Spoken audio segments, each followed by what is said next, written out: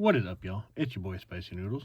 We're doing another deck tech today, so let's get into it. Today we are talking about Zimone, Mystery Unraveler. She is a green and blue with landfall. Whenever a land you control enters, manifest dread. If this is the first time this ability has resolved this turn, otherwise you may turn a permanent you control face up. So to manifest dread, right? She's on field. I play a land. I get to take the top two cards in my library, pick one of them to put face down on the field as a 2/2 creature. Then the other one goes to my graveyard. Then the next time I play a land this turn, I can then flip a permanent face up. You can also, if it's a creature, you can pay the mana cost to flip it up at any time.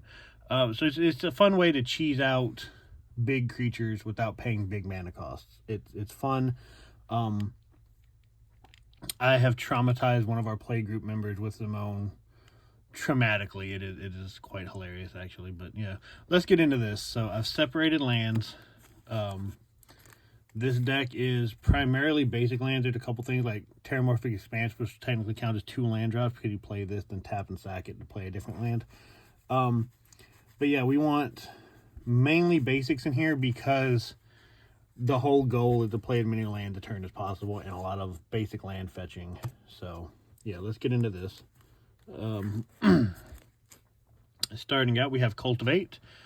Search your library for 2 basic land cards, reveal those cards, put one of them onto the battlefield tapped and the other into your hand. So this is what I was talking about. We want as much land fetching as possible to trigger Zimone as many times as we can.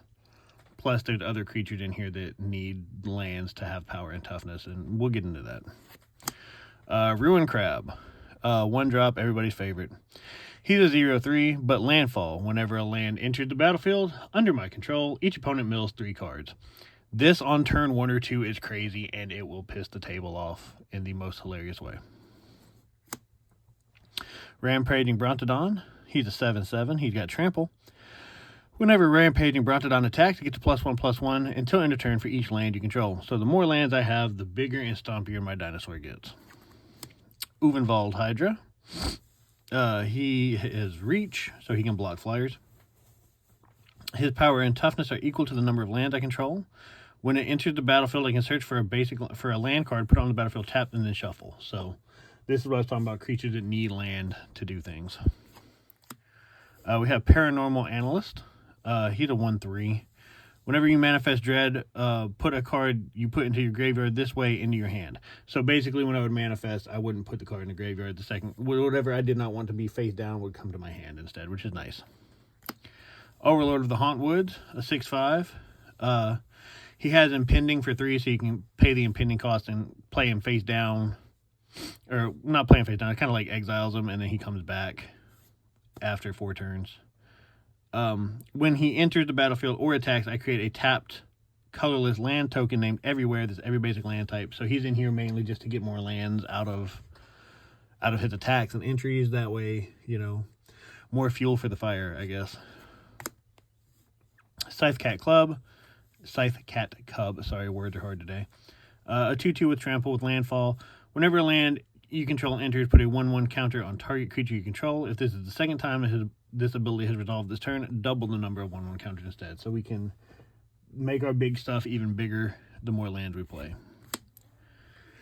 We have Garruk's Uprising. It's an enchantment. When Garruk's Uprising enters the battlefield, if you control a creature with power 4 or greater, draw a card. Creatures you control have trample. Whenever a creature with power 4 or greater enters the battlefield under your control, you draw a card. We have Greensleeves, the Morrow Sorcerer. He has protection for planeswalkers and wizards. Greensleeves' power and toughness are equal to the number of land you control. Whenever a land enters the battlefield under your control, I create a 3/3 Badger token. So we're going to buff him up and make little chump blockers for playing lands. We have Sandworm Convergence, another enchantment. Creature with flying can't attack you or planeswalkers you control, and at the beginning of your end step, create a 5/5 green worm creature token. So it's a good way to stop flying decks because there's not a lot of flying, and surprisingly not a lot of reach in this deck either. We have Fog, a cheap way to prevent all combat damage. We have Molimo, the Marrow Sorcerer. He has trample, and his power and toughness are equal to the number of lands I control. Overwhelming Stampede. Sorcery. Until end of turn, creatures you control gain trample and get a +X/+X, where X is the greatest power among creatures you control. So if I have, you know, a 15/15 creature, I'm going to play this. All of my creatures are going to get a +15/+15 until end of turn. And they're all going to gain trample. This is a good game ender if you've got a bunch of little guys and one big guy. Scroll of Fate. You can tap this artifact to manifest a card from your hand, so it's a good way to manifest without having to actually have land drop, because as many lands are in here, it does happen every now and then that I can't get any in play. Soul Ring, because every deck needs a Soul Ring. Trail of Mystery. An enchantment. Whenever a face-down creature you control enters, you may search your library for a basic land card, reveal it, put it in your hand, and shuffle. Whenever a permanent you control is turned face up, if it's a creature, it gets a +2/+2 until end of turn. So another way to keep, you know, a steady flow of lands in my hand by manifesting other cards. We have Get Out. It's an instant. I can choose one, either counter target creature or enchantment spell, or return 1 or 2 creatures and or enchantments you own to my hand. So it's a good way to either counter a spell or save a couple things from a board wipe. We have Learn from the Past. Target player shuffles his or her graveyard into his or her library and draw a card. I have quite a few cards that let me put my graveyard back into my deck, because I will end up milling a lot from the manifest. So being able to put those back is a big help. We have Collective Voyage. This is a fun one. So it's a 1-drop sorcery, and it has Join Forces. Starting with me, each player may pay any amount of mana, and each player searches his or her library for X basic land, where X is the total number of mana paid this way. Put them onto the battlefield tapped, and then shuffle. So it's a group effort card. So if we were playing a 4-man game and I pay 5 mana into it and each opponent pays 5 mana into it, we're going to each go find 20 fucking lands and put them on the battlefield. And that helps me way more than it helps them most times. We have Azusa, Lost But Seeking. She allowed me to play 2 additional lands on each of my turn. Sorry. Goodness, the weather got me going today. We have Fierce Guardianship. It's an instant. If I can control my commander, I may cast a spell without paying its mana cost, and it countered a non-creature spell. We have Beast Within. Destroy target permanent. Its controller creates a 3/3 green beast token. We have Omniscience. It's an enchantment. I may cast spells from my hand without paying their mana cost. This is a fun one. We have just a little guy. Loot the Exuberant Explorer. I can play an additional land on each of my turns, and then I can pay 6 mana and tap him till I get the top 6 cards in my library. I can reveal a creature card with mana value less than or equal to the number of lands I control from among them, put it onto the battlefield, put the rest on the bottom in a random order. So he's another way to cheese out big creatures without paying for them. Might Form Harmonizer. He is a 4/4 insect druid with landfall. Whenever a land you control enters, double the power of target creature you control until end of turn. He also has Warp. Warp is a new ability that came out in Edge of Eternity, so you can pay the Warp cost, you can play him on the field, and then at the end of your turn, he comes back to your hand. Oh, no, he didn't go to your hand. Sorry, he gets exiled, and then you can play him again for this cost later. Sorry, brain is not firing this morning. Time Twister. You can set Time Twister aside in a new graveyard, shuffle your hand, library, and graveyard together in a new library, and draw 7 new cards, leaving all cards in play where they are, and all opponents must do the same. So it gives basically everybody a do-over except for the board. You get to ditch your hand, ditch your graveyard, shuffle up, draw again.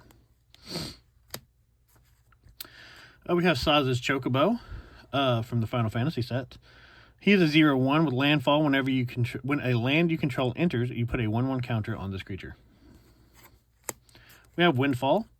Each player discards their hand and then draws cards equal to the greatest number of cards a player discarded this way. So if I had 3 cards and somebody else had 4 and then one of the other opponents had 6, we would all discard and draw 6 new cards. Splendid Reclamation. Return all land cards from your graveyard to the battlefield tapped. Primordial Mist. At the beginning of your end step, you may manifest the top card of your library, and then you exile a face-down permanent you control face up, and then you can play this card this turn. Mossborn Hydra. 0/0 with trample. This creature entered with a 1/1 counter on it. Whenever a land you control entered, double the number of 1/1 counters on this creature. So every time I have a land enter, he's going to get bigger. Avoid Fate. Counter target instant or aura spell that targets a permanent you control. So it's a green counter spell. Crucible of Worlds. I can play land from my graveyard. Exploration. Reading the card helps, Dave. Come on. You may play an additional land on each of your turns. Coma, Cosmos Serpent. He is a 6/6. He cannot be countered. At the beginning of each upkeep, I create a 3/3 blue serpent creature token named Coma's Coil. I can sacrifice another serpent to choose one. Tap target permanent. Its activated abilities can't be activated this turn. Or Coma, Cosmos Serpent gains indestructible to end of turn. So he's a fun one. We have Lumra, Bellow of the Woods. Vigilance and Reach. Lumra, Bellow of the Woods, power and toughness are equal to the number of land you control. When Lumra enters, I mill 4 cards and then return all land cards from your graveyard to the battlefield tapped. Cultivator Colossus. A Trampler. Power and toughness are equal to the number of land you control. When it enters, I may put a land from my hand onto the battlefield tapped. If I do, I draw a card and repeat this process. So if I have a handful of land when I get him in, it's going to empty the hand out with lands. Just put them on the field and make him beefy. Counterspell, self-explanatory. Threats around every corner. When threats around every corner entered, I manifest Dread. Whenever a face-down permanent you control enters, I search my library for a basic land card and put it onto the battlefield tapped and then shuffle. We have Bralios of Ferris Band. When it enters, his power and toughness are equal to the number of land I control. When he attacks, I draw a card, then I may put a land card from my hand onto the battlefield. We have a Shaya, Soul of the Wild. Its power and toughness are equal to the number of land I control, and non-token creatures I control are forced in addition to their other types. So he makes all my non-token creatures lands, which will make him and everything else that depends on lands even beefier. We have the Oran Reef Hydra. Trample. Has landfall. Whenever a land enters the battlefield under your control, put a 1/1 counter on Oran Reef Hydra. If that land is a forest, put 2 1/1 counters on it instead. Ancient Green Warden, a reacher so he can block flyers. I may play lands from my graveyard if a land entering the battlefield causes a triggered ability of a permanent I control to trigger, and it triggers an additional time. So that would then, like, if you're on the battlefield, this would make this happen twice instead of once. Forgot to move Dark Depths, but that's okay because this is a cool little play you can do. So Dark Depths is a land. It would enter the battlefield with 10 ice counters on it. I can pay 3 to remove an ice counter from Dark Depths. When Dark Depths has no ice counters on it, I sacrifice it, and if I do, I create Merit Lage, a legendary 20/20 black avatar creature with flying and indestructible. So, with Zimone, you can manifest this card face down, and then the next time you can manifest, you can flip it. It will enter with no ice counters, and you can instantly sacrifice it to get a 20/20 creature on the battlefield. So, this is what I was talking about, cool little cheesy combos you can do. We have Reminisce, so you can shuffle. Target player shuffles his or her graveyard back into the library. Blightsteel Colossus, he's an 11/11. Trample, Infect, Indestructible. If Blightsteel Colossus would be put into a graveyard from anywhere, reveal Blightsteel Colossus and shuffle it back into its owner's library instead. Yeah, just another big game-ending creature to flip over without paying the mana cost if you manifest them. More often than not, I've been unlucky enough to actually draw him instead of being able to manifest it. I think I've only manifested him once, but it's always a fun time when you do. We have a C, Tyrant of the Gyre Strait. 5/5 Serpent. You may play an additional land on each of your turns, and he has landfall. Whenever a land you control entered, I may draw a card. Arcane Signet, just a mana rock. We have Abhorrent Oculus, 5/5 Eye. At an additional cost to cast a spell, exile 6 cards from your graveyard. He has flying. At the beginning of each opponent's upkeep, I manifest Dread. World-Spied Worm, a 15/15 worm with trample. When it dies, I create 3 5/5 green worm creature tokens with trample, and when he's put into a graveyard from anywhere, I shuffle it into its owner's library. Burgeoning.